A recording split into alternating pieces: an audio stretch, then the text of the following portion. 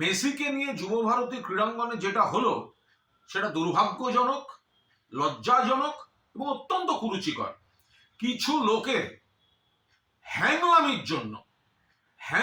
জন্য এরকম একটা লজ্জাজনক পরিস্থিতি কলকাতার উপর হলো।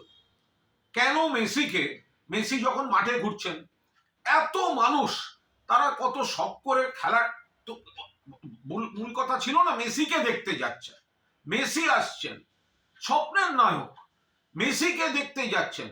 তো মাঠের মধ্যে যখন মেসি ঘুরছেন, তো বাকিরা মেসিকে একটু সামলে শুধু তার নিজস্ব দেহরক্ষী দিয়ে একটু ভিড় থেকে আগে মানুষের দিকে তাকিয়ে হাত নাড়তেন। তারা যারা এই এত দামি টিকিট কেটে দেখতে এসছেন তারা দু চোখ ভরে দেখতেন। তো সেটা করা গেল না। এত কিসের হ্যাংলামি? এই কয়েকজনের যে আধিক্যতা দেখছি, এটা কিসের? এটা মেসি দেখা না নিজেকে জাহির করা? এটা কি হ্যাংলামি হলো? ফলে দূরে যারা বসলেন, যারা গ্যালারিতে টাকা দিয়ে গেছেন, ওই ভিড়ের মধ্যে দেখতে পাচ্ছেন না, কোনো পরিকল্পনার মা বাবা নেই।